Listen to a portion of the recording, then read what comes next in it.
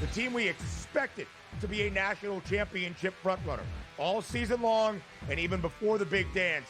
That is the Duke Blue Devils. I don't care that people are like, oh, anticlimactic. You have the 4 best teams lined up, superstar coaches, young coaches, old coaches, veteran teams, young teams.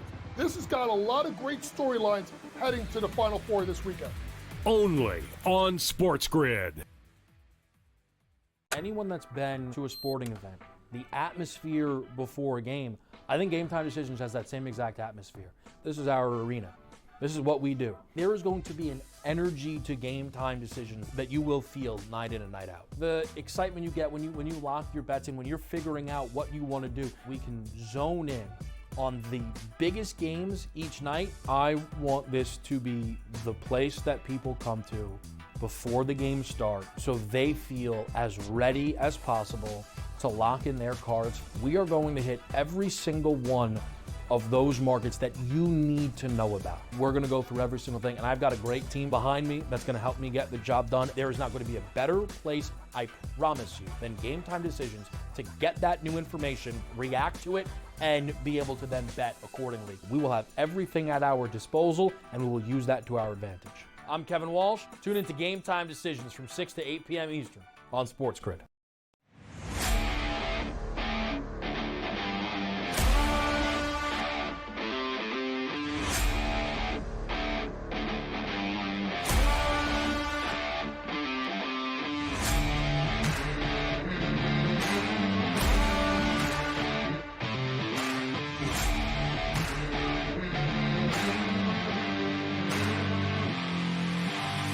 It's smarter to be on SportsGrid.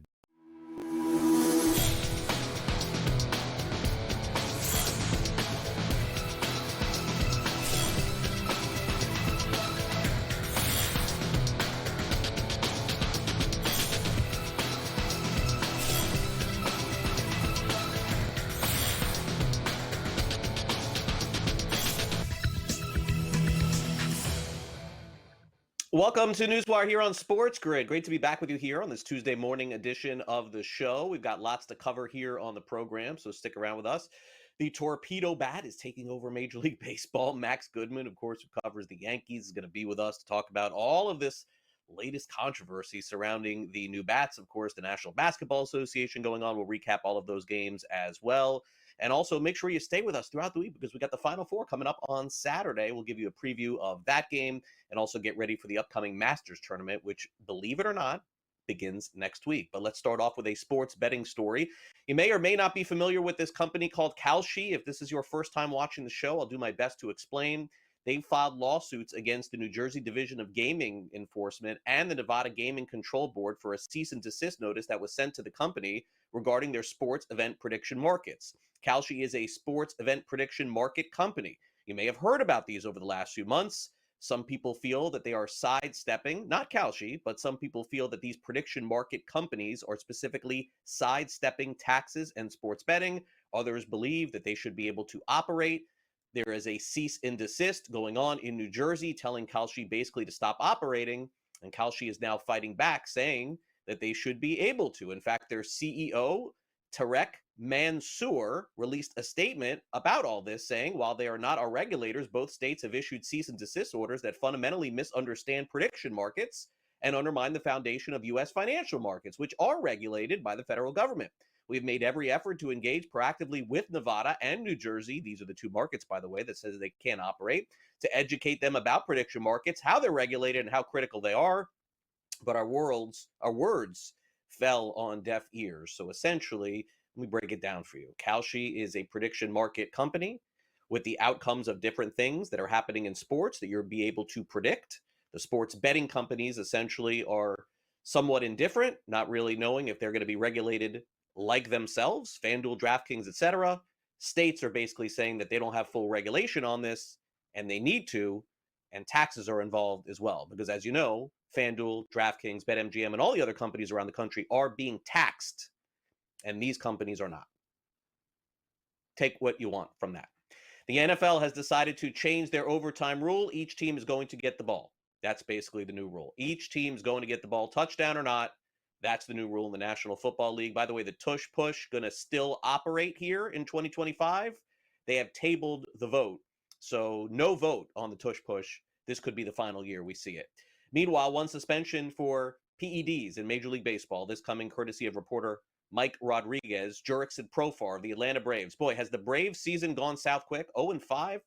And their free agent acquisition of Profar suspended 80 games, signed a 3-year, $42 million contract with the Braves in January. Profar, coming off one of his best seasons ever, of course, has played for the most recently San Diego Padres, having a career-type season, got that $42 million bag, and now is going to have to forfeit 80 games of that. He apologized, but you know how that goes. All right, Garrett Crochet signs a contract extension with the Boston Red Sox. He was traded to them in the offseason. It's a 6-year, $170 million contract. He's now fronting the Boston Red Sox rotation as their ace. Had a good start to begin the season. He's going to make another start this week. The Orioles scored 4 runs in the first and the 8th, and they beat the Red Sox in their home opener.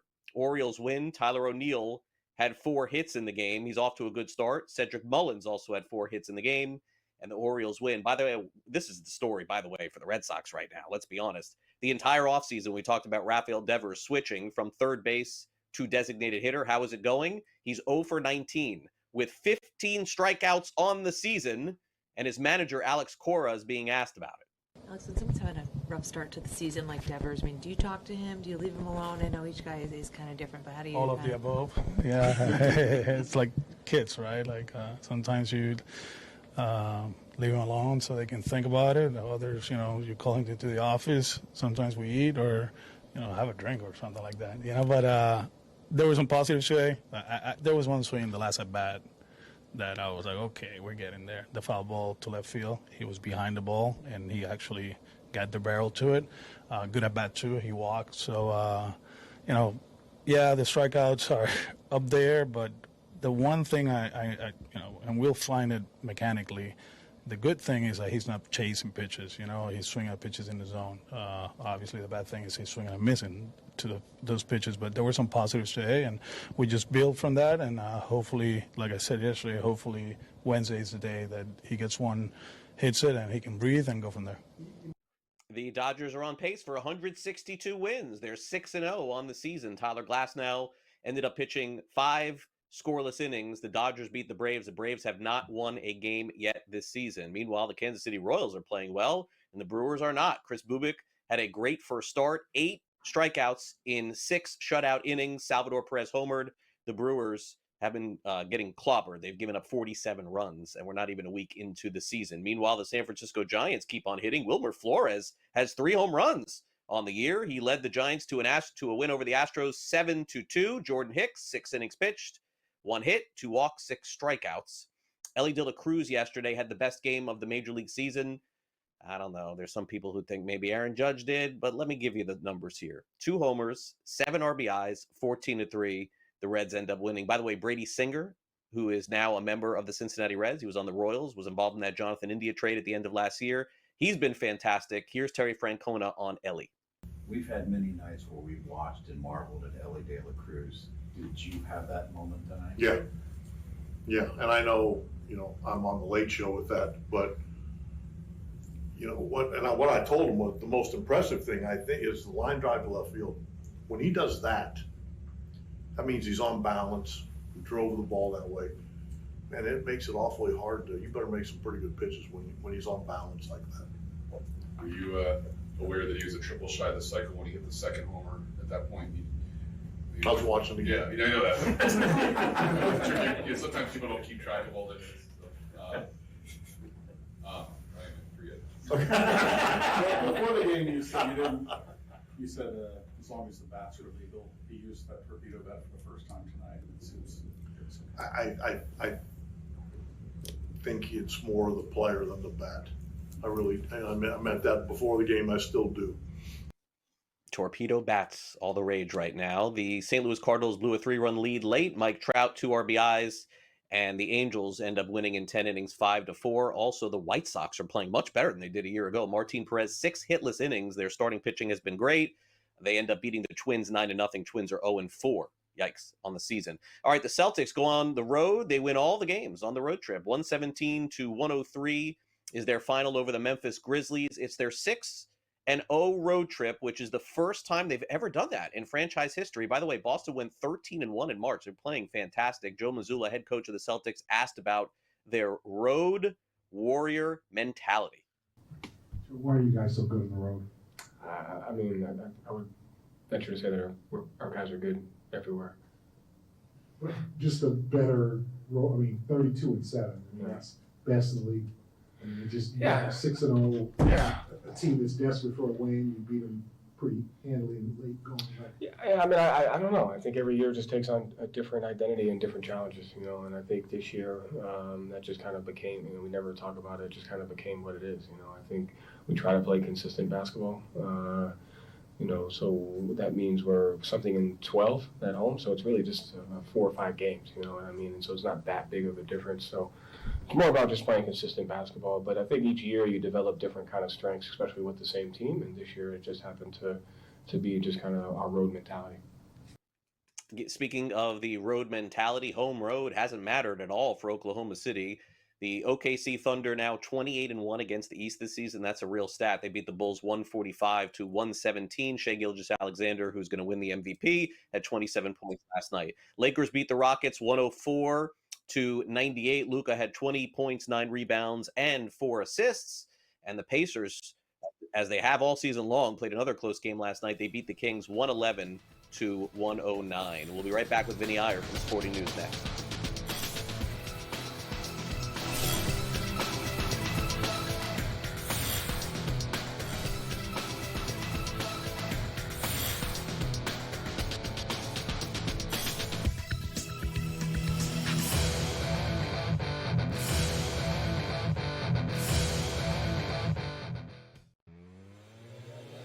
The team we expected to be a national championship frontrunner all season long and even before the big dance. That is the Duke Blue Devils. I don't care that people are like, oh, anticlimactic. You have the 4 best teams lined up, superstar coaches, young coaches, old coaches, veteran teams, young teams. This has got a lot of great storylines heading to the Final Four this weekend. Only on SportsGrid. Anyone that's been to a sporting event, the atmosphere before a game, I think Game Time Decisions has that same exact atmosphere. This is our arena.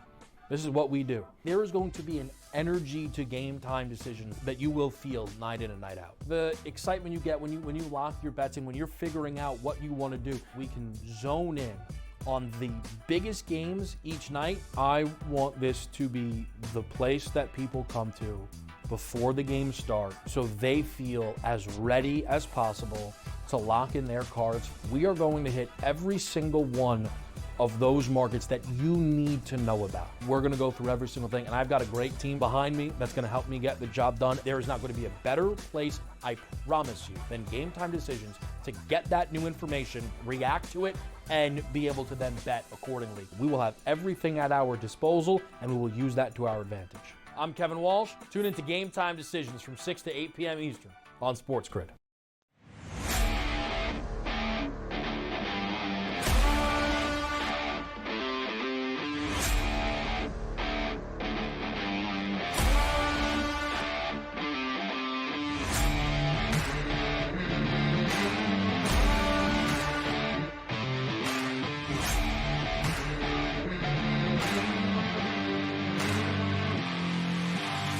It's smarter to be on SportsGrid.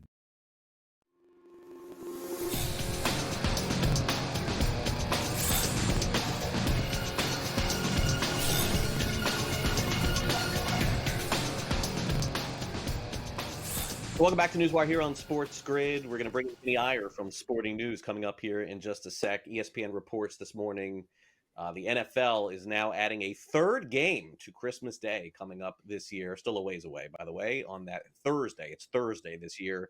So 2 games on Netflix, 1 in the afternoon, 1 in the late afternoon, and then, Vinny, 1 Christmas night on Amazon Prime. So, by the way, I'm always here hosting on Christmas Day. It's just I celebrate Hanukkah, so for me, it doesn't matter. I'm always here anyway. So I have a feeling I mean, I think, if I'm not mistaken, I think SportsGrid, we stopped at night, but I think we got to keep on going through the night too, adding another show, Vinny. More work for all of us.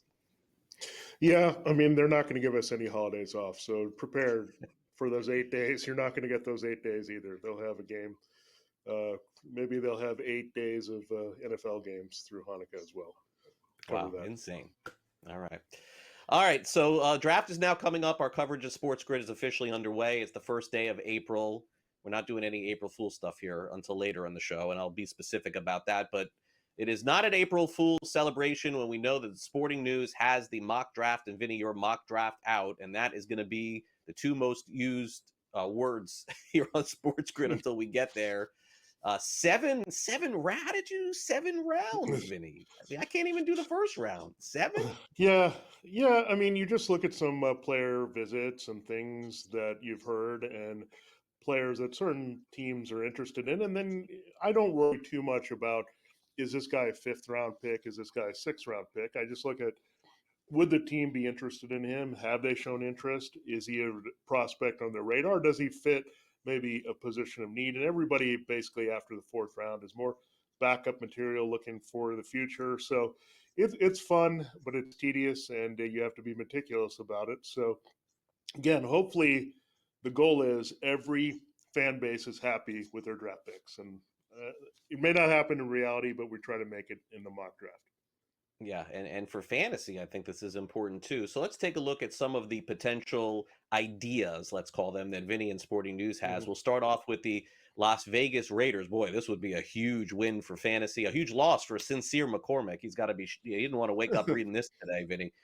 Ashton Genty, you have going to the Raiders, 6 overall, and then 21 overall, you have Jackson Dart, which tells me if he goes 21, and this is true, then maybe we will see 4 quarterbacks taken in the first round. I firmly believe we will, but when it's all said and done, someone jumps into the end of the first round to get Milroe or somebody else. I don't know how you see that. But let's talk about Genty. Why so high for you here? This seems a little bit higher than some other mocks I've seen, but Dart does make sense here. The Steelers, one way or the other, got to start with a new young quarterback somehow.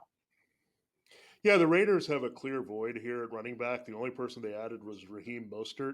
So far, he would be the lead back right now, and he's ancient at this point, coming off another injury-riddled season. So you think it's Pete Carroll. He had Marshawn Lynch in Seattle. He likes to run the ball. He needs a workhorse back. Ashton Genty can do that. He also is a very good fit for what Chip Kelly wants to do offensively. So everything lines up. The Raiders have their quarterback right now in Geno Smith. At least they feel like they can be more competitive with Geno at quarterback. And they do need to get some wide receiver help later, and they could look at Teteroa McMillan there with that pick. But I think Genty makes a lot more sense because they got Brock Bowers. They've got a primary weapon in the passing game. Now they need someone in the backfield. So I think the Raiders draft overall will be a little bit offensive leaning, and it starts with Genty here. And I think that's the hottest rumor right now. Okay, fair enough. Now, Aaron Rodgers doesn't look like he's going to be able to play with Devontae Adams. I'm sure he's very sad about that. But DK Metcalf does seem to be a possibility here. He was throwing at some workout on UCLA's field. We know that Metcalf is now a Steeler, along with Pickens and certainly many others. It does seem to me that the Giants have moved on. It's either Steelers or retire for Rodgers, is it not?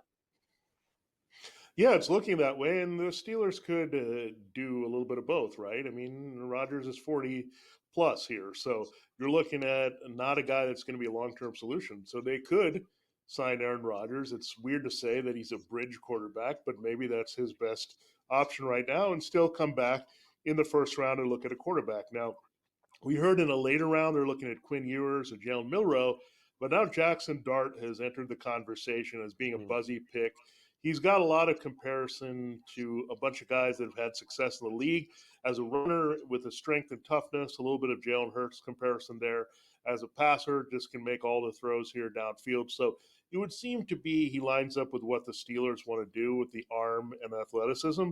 So I think it would make sense if Rodgers does that to go Rodgers and then bring along a Dart or Milroe or Ewers behind him to start in 2026. Okay, now you've already done the second round here. I don't know that we're going to have time to get to round 7, Vinny, on this show. We may have to bring you back. But you have Judkins, a great running back at Ohio State, if I'm not mistaken, going to the Broncos. And then you have 2 quarterbacks going in round 3. The Saints taking Texas's Quinn Ewers, and Dylan Gabriel. I guess he's finally done with college. Does he not have another year of eligibility? Him going to Giants in round 3. Yeah, the Giants, I think, are more in the mood for a project quarterback now. They did sign Russell Wilson and Jameis Winston, so you figure they're covered on the bridge front here, maybe trying to table things. Ewers in New Orleans has been a good fit, I think, for a while with Kellen Moore down there. And then the Judkins picks tells you there's some really good running backs to be had after Ashton Genty. I like Omari and Hampton as well. I have him in the first round to the Chiefs, but you look at the 2 Ohio State guys, I think Judkins is a good fit in Denver. And then you look at Travion Henderson. We saw Cowboys haven't invested much. I don't think they're going to make a big high pick on a running back, so they could take Travion Henderson there. So I think those Ohio State running backs could be really good values where they go, just pushed down by some other positional needs and talent at other spots.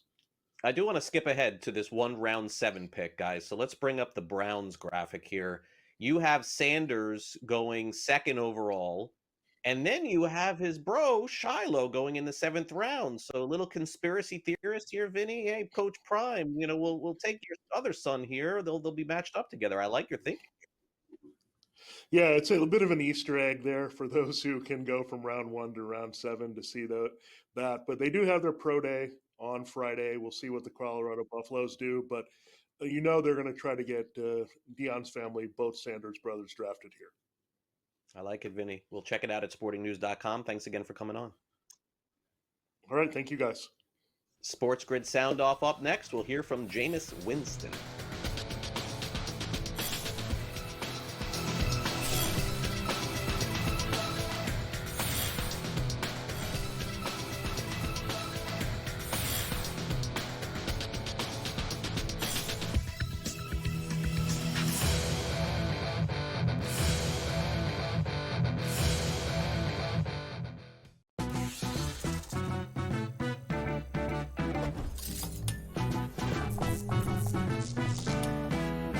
First time on a casino floor and feeling a little overwhelmed? Well, here's a tip. Lots of machines have a free demo mode you can try for practice. So give those slots a spin in practice mode before you start putting down some real cash. Now, go get lucky. See you in Las Vegas. Let's get lucky. Anyone that's been to a sporting event, the atmosphere before a game, I think Game Time Decisions has that same exact atmosphere. This is our arena. This is what we do. There is going to be an energy to Game Time Decisions that you will feel night in and night out. The excitement you get when you lock your bets in, when you're figuring out what you want to do, we can zone in on the biggest games each night. I want this to be the place that people come to before the games start so they feel as ready as possible to lock in their cards. We are going to hit every single one of those markets that you need to know about. We're gonna go through every single thing, and I've got a great team behind me that's gonna help me get the job done. There is not gonna be a better place, I promise you, than Game Time Decisions to get that new information, react to it, and be able to then bet accordingly. We will have everything at our disposal, and we will use that to our advantage. I'm Kevin Walsh. Tune into Game Time Decisions from 6 to 8 p.m. Eastern on SportsGrid.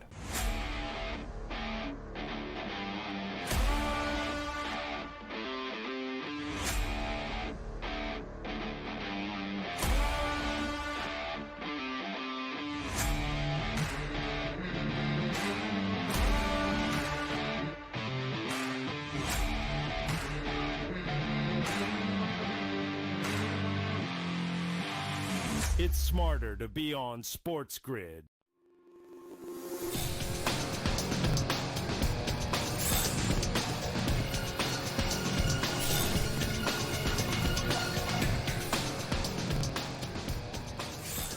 Welcome back to NewsWire here on SportsGrid. Lots of news and notes in the National Football League today. We'll give you some more. We'll hear from Jameis Winston and Mike McDaniel.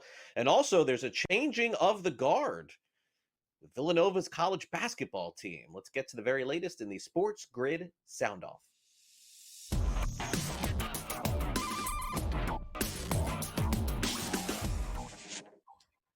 Well, Coach Willard was a star at the University of Maryland, so much so that he's decided to take his ball to Villanova. Very storied franchise, very clearly. Maryland's a good team, too.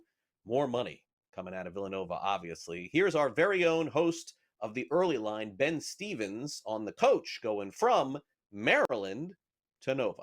The Kevin Willard saga has reached its expected conclusion. Willard now becomes the new head coach on the main line for Villanova. But of course, this saga certainly had a ton of drama. Willard publicly, during the NCAA tournament run for the Terps, called out Maryland's athletic department, threw them under the bus, got the AD shipped to Dallas, Damon Evans, now working at SMU, and took the spotlight away from Maryland's first ever Sweet 16 appearance since 2016. And all of this for a coach who will now lead a prominent Villanova program, who has been an 18-year head coach at the D1 level, has 7 NCAA tournament trips to show for it, just 4 tournament wins, and only 1 Sweet 16 berth, courtesy of Derek Queen in his late game drama in the round of 32. Seems like a lot for a coach who was given very little.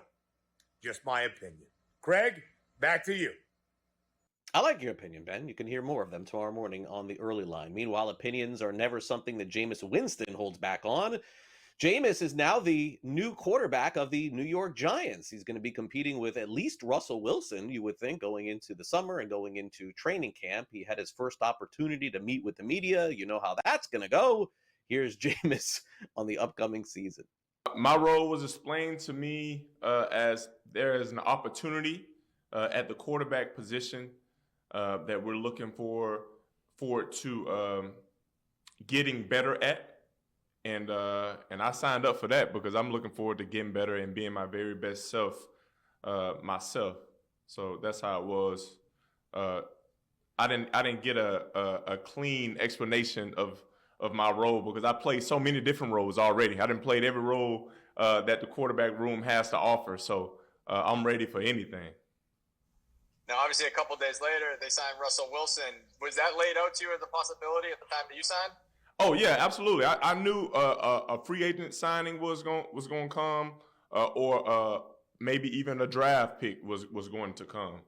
But that's their business, man. My business is today, and today I have the privilege of finally becoming a Giant. Going to be a great broadcaster when it's all said and done. I don't know when, but next couple of years, I would guess. Meanwhile, what is Mike McDaniel's next role? Of course, for now, he's the head coach of the Miami Dolphins.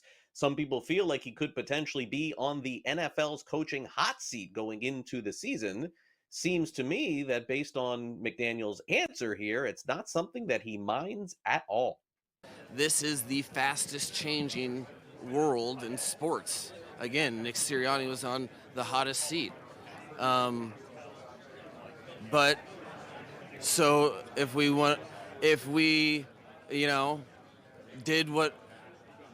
had more closer to the season that we were chasing, if we won 2 more games, does that make me a different coach? I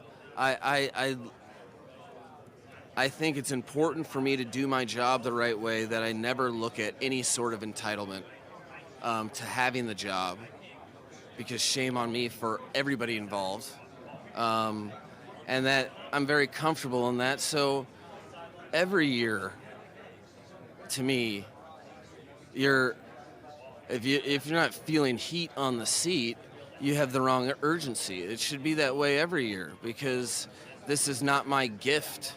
This is an incredible responsibility that I only sign up for because I think I'm the best person suited for it. And it's as matter of fact as that. So we don't have to have any of those weird conversations. Going to have to be playoffs or bust for the Dolphins, to say the least. Also, according to Albert Breer, covering the NFL, he says the Steelers' proposal to allow Zoom calls during the legal tampering period and visits to be lined up has passed. Not that that's going to change anything with free agency, because somehow these guys end up signing the second that they're available in free agency in the NFL. So you'll have to look further into that. Adam Kaufman's up next. He'll recap some of the NBA games from last night, give us a preview of tonight's game between Golden State and Memphis. Don't go away.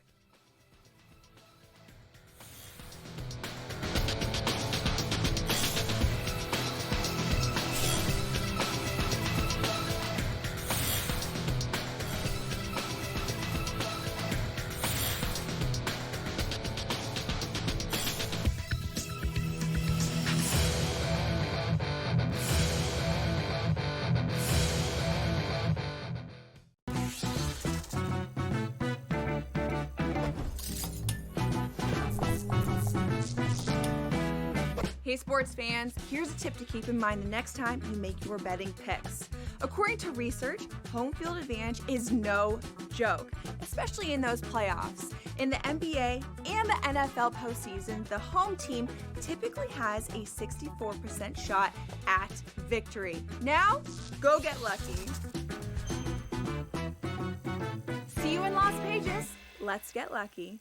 Anyone that's been to a sporting event, the atmosphere before a game, I think Game Time Decisions has that same exact atmosphere. This is our arena. This is what we do. There is going to be an energy to Game Time Decisions that you will feel night in and night out. The excitement you get when you lock your bets in, when you're figuring out what you want to do, we can zone in on the biggest games each night. I want this to be the place that people come to before the games start so they feel as ready as possible to lock in their cards. We are going to hit every single one of those markets that you need to know about. We're going to go through every single thing, and I've got a great team behind me that's going to help me get the job done. There is not going to be a better place, I promise you, than Game Time Decisions to get that new information, react to it, and be able to then bet accordingly. We will have everything at our disposal, and we will use that to our advantage. I'm Kevin Walsh. Tune into Game Time Decisions from 6 to 8 p.m. Eastern on SportsGrid.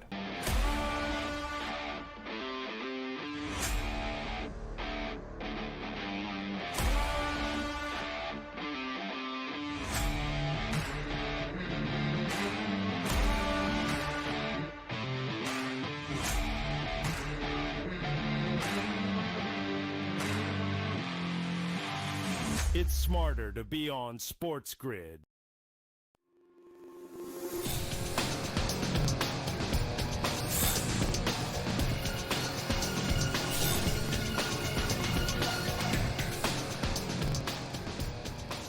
Welcome back to NewsWire. Let's dive into some NBA action. We'll give you a preview of tonight's game between Golden State and Memphis, as I just mentioned. Also recap some games from last night. We got Adam Kaufman in the house, of course, from SportsGrid. You can watch him on In Game Live and all of our shows throughout the weekend.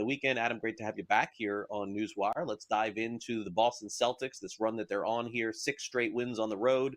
Tatum is back. They're playing great basketball. Last night they beat Memphis 117-103, and they remain the favorite to win the East. So two-part question here. Number one, when the team wins on the road so much, anything you attribute that to? Of course, that's covering a lot of spreads too, given the fact that they're on the road.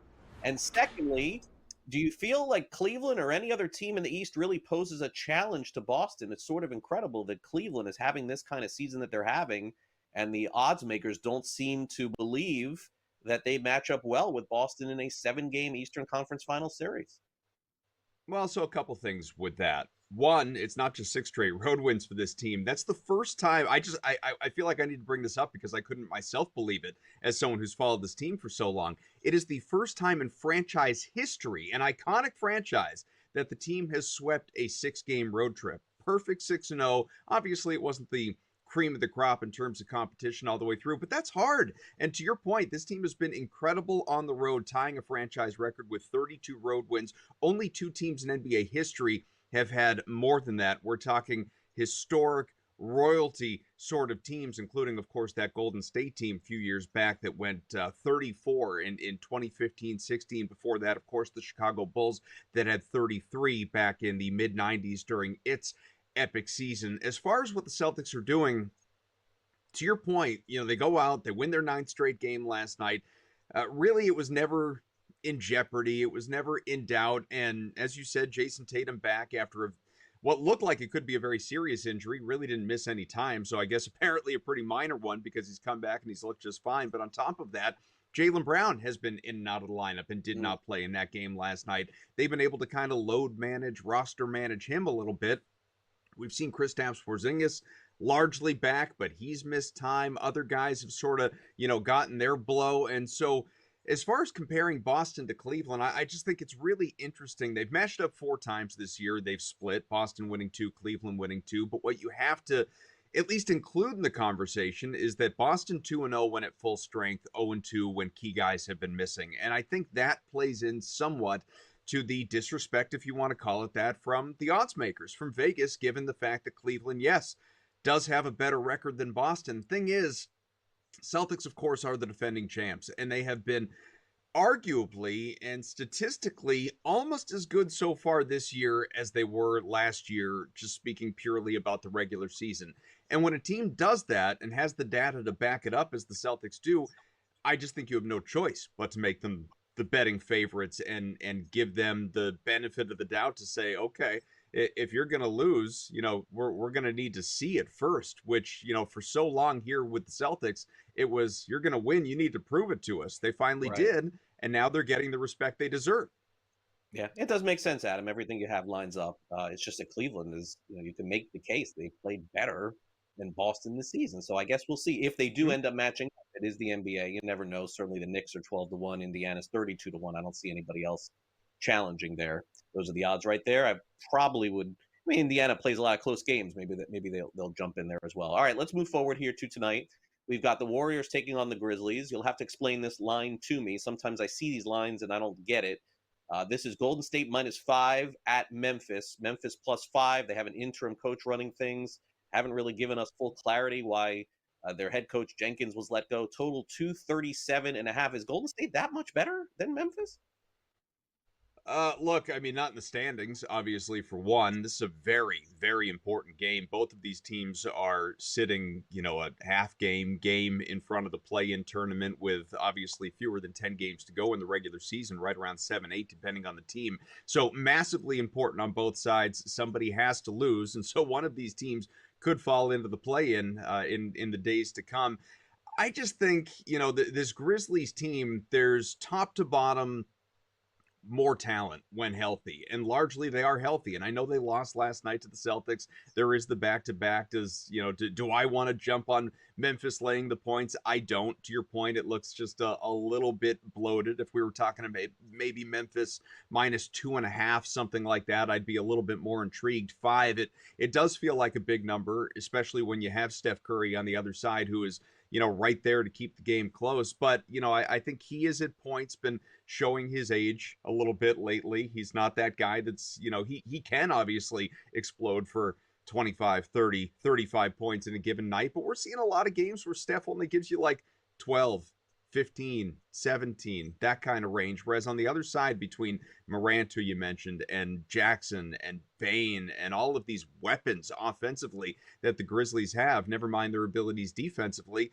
I think they do deserve a little bit more respect than I think people have been giving them lately, because obviously this is a team that I think it's dropped 6 of 7 now in and around the firing of Taylor Jenkins, which, to your point, shocked the NBA community. There are people that are closer to the Grizzlies than I am, certainly, that believe that this thing kind of, it had to happen.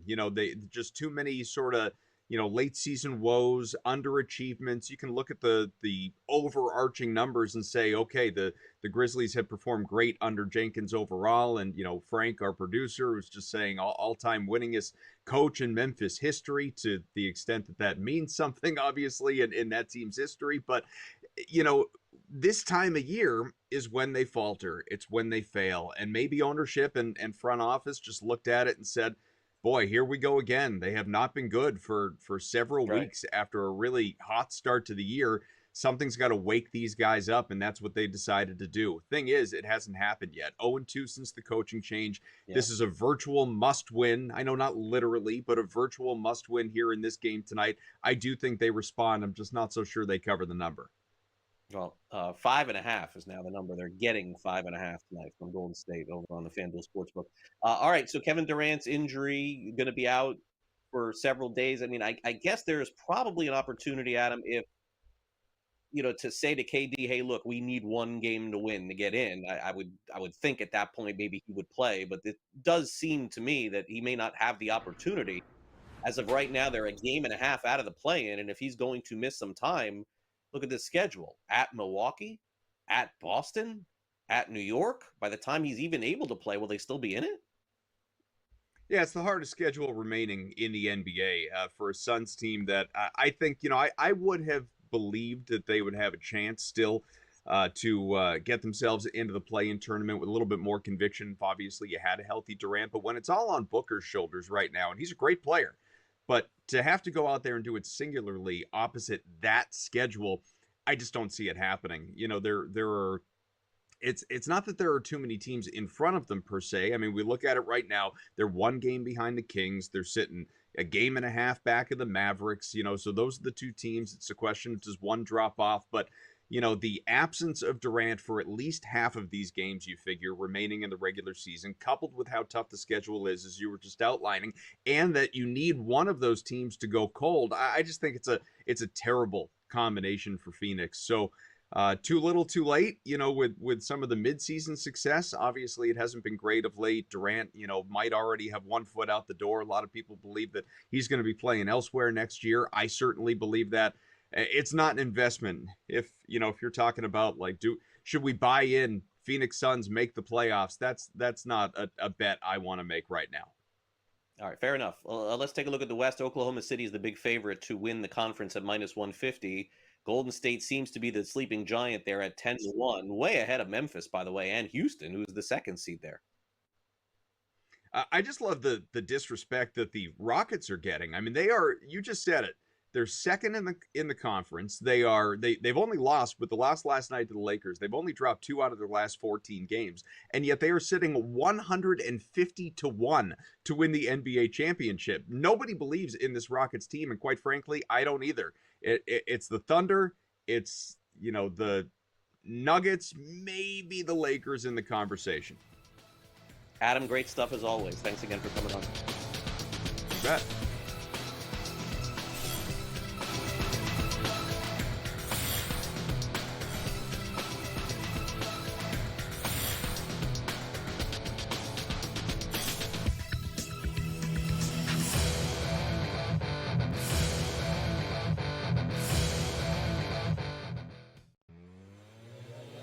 The team we expected to be a national championship frontrunner all season long and even before the big dance. That is the Duke Blue Devils. I don't care if people are like, oh, anticlimactic. You have the 4 best teams lined up, superstar coaches, young coaches, old coaches, veteran teams, young teams. This has got a lot of great storylines heading to the Final Four this weekend. Only on SportsGrid. Anyone that's been to a sporting event, the atmosphere before a game, I think Game Time Decisions has that same exact atmosphere. This is our arena. This is what we do. There is going to be an energy to Game Time Decisions that you will feel night in and night out. The excitement you get when you lock your bets in, when you're figuring out what you want to do, we can zone in on the biggest games each night. I want this to be the place that people come to before the games start so they feel as ready as possible to lock in their cards. We are going to hit every single one of those markets that you need to know about. We're gonna go through every single thing, and I've got a great team behind me that's gonna help me get the job done. There is not gonna be a better place, I promise you, than Game Time Decisions to get that new information, react to it, and be able to then bet accordingly. We will have everything at our disposal, and we will use that to our advantage. I'm Kevin Walsh. Tune into Game Time Decisions from 6 to 8 p.m. Eastern on SportsGrid.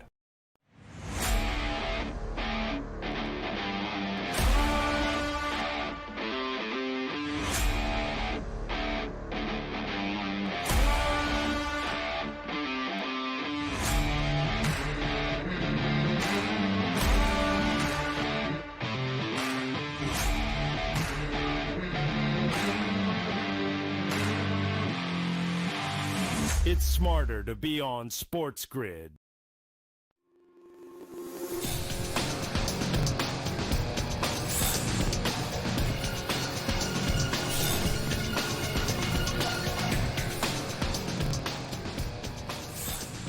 Welcome back to NewsWire here on SportsGrid. Gotta wonder how long this torpedo bat story is going to carry us here. 2 days, 3 days, a week, the season.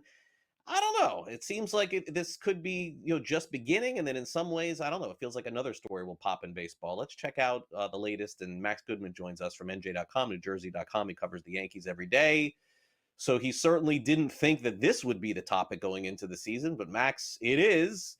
It is. It's not just the home runs. It's these new bats that are really making all of baseball's headlines for the time being, and you're immersed right in it. Could you imagine if it all came out today on April Fool's Day? and the memes online with those wiffle ball bats that have the huge barrels right at the end for little kids just introducing to baseball. It would have been perfect. But no, this is a real thing. It's completely legal. And I think that what Jazz Chisholm Jr. said on Twitter the other day is the perfect way of describing it. They're taking the wood from parts of the bat that the hitters aren't using, and they're putting it in the places that they use the most. And if a hitter has a certain tendency or a swing or a mechanic to put the ball on a certain part of the bat the most often, then it makes total sense scientifically and in every way to put more mass and density in that one spot, and it's going to lead to more hard contact. And in theory, more hits, more results, and more wins. And we saw that these first couple of days of the season with the Yankees. Yeah, we did, Max. I would also say, and by the way, we'll run through the numbers here for the Yankees, where Judge is just absolutely on fire. He is not using that bat, to be clear, but Jazz is. He has 3 home runs. Goldie's off to a good start. Cody Bellinger's off to a good start as well. I think maybe a little bit of the point is being missed. I'm not positive yet, but when I was driving my son to school today, Max, I was like, pull up the MLB app here for a minute and take a look at the amount of runs being scored, not just by the Yankees, but in baseball. Like, people may have been sleeping last night when the A's played. They gave up 18 runs yesterday, the Mets scored 11 in Miami, a place that doesn't really have a lot of offense yesterday. I don't know, man. I don't know that it's just the bats. I have a feeling, Max, we're going to be looking at something else. For this time of the year, not hitting April and having these games surge to 15 and 20 runs, don't really see that often. Yeah, I was going to say, it was pretty chilly the other day in the Bronx, and the ball was flying out of there. So if it's not the bat, let's put 2 and 2 together here. Maybe it's the ball. I don't know. We'll see. Maybe it's just the year of the hitter. But man, you go up and down that Yankees lineup, and there were questions about just how potent this offense would be in the post Juan Soto era. And albeit only 3 games, right? Let's not overreact too much. Aaron Boone called this overreaction week. So yeah, it's the tendency of us to jump to conclusions. But I mean, the offense right around Judge, it's been great. It's been protecting him. They've been getting on base in front of him. And if you remember last April, Judge was terrible. No results at all the way through the end of that first month. And then he went on to have one of the best seasons by a right-handed hitter ever. So if he gets off to this kind of start, are we going to look at a chase for 70 here? I mean, you can't rule it out with someone of his caliber. Yeah, and going back to the bats here for a minute here, and again, Judge, look, he's not using it. I want to be clear on this. So anybody throwing that out there, it's not true. But the guy behind the idea, Aaron Leinhart, is now actually here in South Florida, where I am, Max, is a member of the Marlins. The Marlins may have been the biggest acquisition they had in the offseason. It's certainly possible. He's a physicist who basically brought the idea. I was not at the park yesterday. My data broadcast is tomorrow, so I'll be there tomorrow. But I was actually, Max, going to do this story for one of my broadcasts. But then I'm like, well, there's no way we're making a Wednesday on this, right? Someone's going to interview this guy before then. And he did, and he said that he came up with the idea, I guess, in 2022, started incorporating it in 2023. Now there's data experts that are out there that are telling us which players are using these bats. Ellie De La Cruz, I guess, is one of those. He drove in 7 yesterday. So, Pete Alonso, by the way, yesterday said that it has nothing to do with the bat. It all has to do with the player, too. So remains to be seen. It's too early to tell, I guess. I think another interesting perspective, Anthony Volpe, who's using it, said in the Yankees clubhouse the other day that it also kind of works like a placebo for him mentally, where he looks down at the bat and just sees the girthy barrel in the spot where he's trying to put the ball in play. And if it makes him 0.001% more confident, this is a game of small margins, right? If it just helps just a little bit mentally as he goes up there in a huge spot, it could go a long way. And the other thing, as Lenny El Torpedo, they're calling him down in Miami now, you go back and you look at some photos, this isn't new, right? I mean, Giancarlo Stanton was using this in the playoffs last year. I think it was just flying completely under the radar for a couple of seasons now. I wonder how it was able to get this far without that story coming out to this proportion, to this extent, right? I mean, you look at different sites all over baseball journalism these last couple of days, and it is just content after article after story, and it's the biggest story in the sport right now. Yeah, I had to come up with a new story for Wednesday. You know how that goes, Max. You got deadlines over at NJ.com. All right, so the Yankees will play the Diamondbacks. That's a big series coming up. They've got the Pirates. They're not playing well at all. Detroit, the Giants, the Royals, and then Tampa Bay Rays. But look, I mean, we're getting so far ahead of ourselves to worry about the middle of April. But I guess let's preview this Diamondback series coming up here. Arizona, to me, is one of the more underrated teams in the NL. I'm with you. Yeah, it's an immediate test for these guys. I think the narrative of the bats could go out the window if they get totally shut down by Corbin Burns tonight. Zach Gallen and Merrill Kelly also pitching in this series. The Brewers went on to give up 11 runs to the Royals yesterday, if I'm not mistaken. So that injury-riddled pitching staff, maybe that had a good amount to do with it. Jake Bauers, the position player from Milwaukee, was their best pitcher against the Yankees in that opening series. So we'll see how the Yankees can do against another team that's coming in.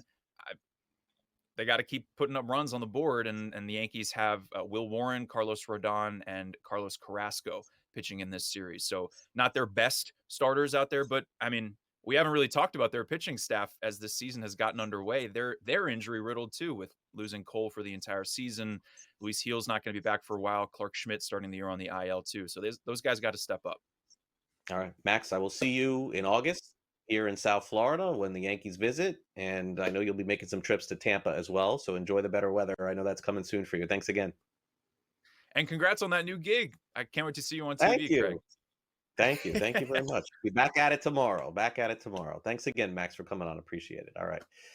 Worked with Max many years. Covered the Marlins. But like you always, these guys always leave us. Max is another one of those. All right. Back to wrap it up next. Don't go back.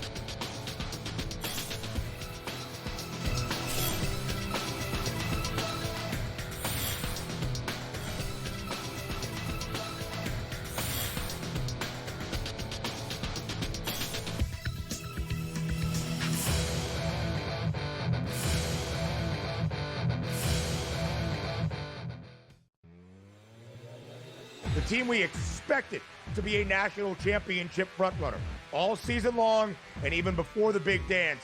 That is the Duke Blue Devils. I don't care that people are like, oh, anticlimactic. You have the 4 best teams lined up, superstar coaches, young coaches, old coaches, veteran teams, young teams. This has got a lot of great storylines heading to the Final Four this weekend. Only on SportsGrid. Anyone that's been to a sporting event, the atmosphere before a game, I think Game Time Decisions has that same exact atmosphere. This is our arena. This is what we do. There is going to be an energy to Game Time Decisions that you will feel night in and night out. The excitement you get when you lock your bets in, when you're figuring out what you want to do, we can zone in on the biggest games each night. I want this to be the place that people come to before the games start so they feel as ready as possible to lock in their cards. We are going to hit every single one of those markets that you need to know about. We're going to go through every single thing, and I've got a great team behind me that's going to help me get the job done. There is not going to be a better place, I promise you, than Game Time Decisions to get that new information, react to it, and be able to then bet accordingly. We will have everything at our disposal, and we will use that to our advantage. I'm Kevin Walsh. Tune into Game Time Decisions from 6 to 8 p.m. Eastern on SportsGrid.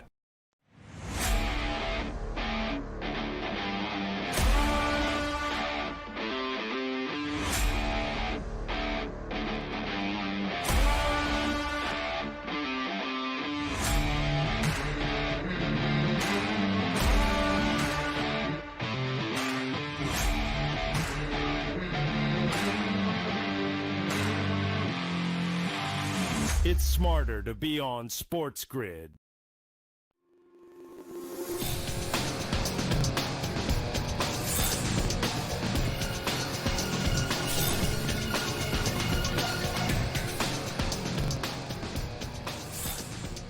Final Four coming up this weekend in the NCAA tournament for the men, women on deck as well. We got some finals to talk about here as we get ready to wrap up the show. And for those of you who are big Coastal Carolina college football fans, boy, do you have a big treat coming your way for the upcoming college football season. It's time now for some last licks. What up, Tiger Woods thing? All right, let's wrap it up with some talk on the women's side for the NCAA tournament. UConn defeats USC 78-64 in the Elite Eight last night. UConn's 16th Final Four in 17 years. Paige Becker is the only player in NCAA tournament history to post 4 25-point games in the Elite Eight. Here is Gino Auriemma on the win and the upcoming matchup against UCLA. Sometimes I've used this before. I said there's Disneyland, there's Disney World, and then there's UConn World. These are fantasy numbers that make no sense. It's not you couldn't predict this, and you couldn't script this at all. It's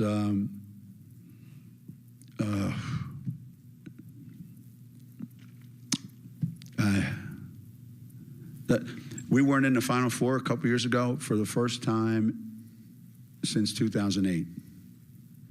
We weren't in the Final Four. And I went to the men's Final Four, our men's Final Four, and they won a national championship.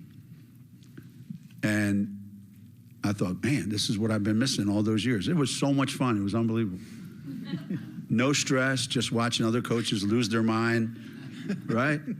I got to hear what fans say up in the stands, even about the #1 team in the country, and I thought, man, people are brutal. And I realized I missed it. I missed the opportunity to compete for a national championship. And when you go all the time, you have to work really hard to make sure you don't get numb to it, that this is what we do. Another final last night, Texas defeats South Carolina. Not the most exciting game, 58-47 as they head to the Final Four. Texas will play South Carolina in the Final Four. Madison Booker had 18 points for Texas and 6 rebounds. Coastal Carolina yesterday, the athletic director goes on social media making a very big announcement. Hard to believe that this is actually true.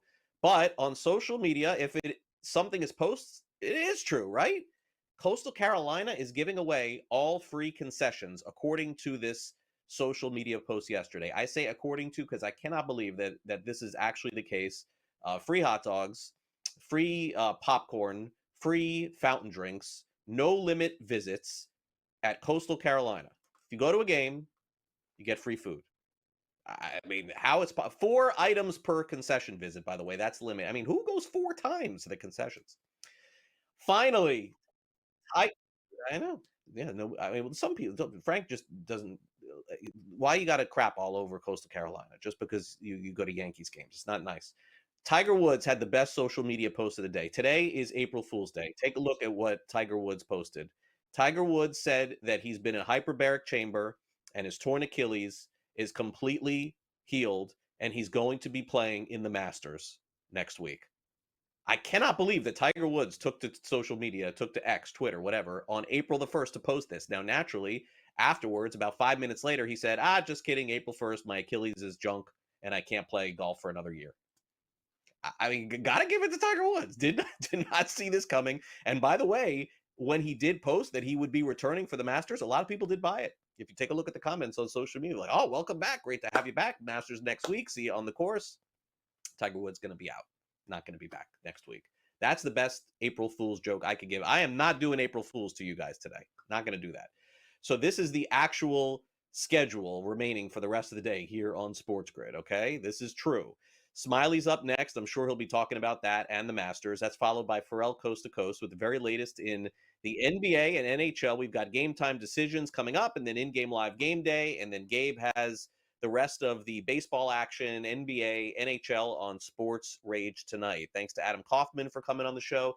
In addition, thanks to Max Goodman for being a guest on the program as well. And don't forget, you can download the SportsGrid app just by taking out your phone and scanning the QR code right there. And you could stream SportsGrid live 24 hours a day, 7 days a week. And the streaming quality is A+ fantastic. Don't forget to do it and download it right now. Again, just take out your phone, scan that QR code. It is available. Thanks again to our director, Luke, and for my producer, Frank. I'm Craig Mish. Enjoy the rest of your Tuesday. We're back tomorrow as we take a Vinnie Iyer was on the show, too. I want to thank him for coming on. We're going to take a closer look at the Final Four and get you all ready for this weekend's action. Bracket Central exclusively here on SportsGrid. So hope you enjoy the rest of your day. I'll see you back here tomorrow, 11 a.m. Eastern, for our next edition of NewsWire.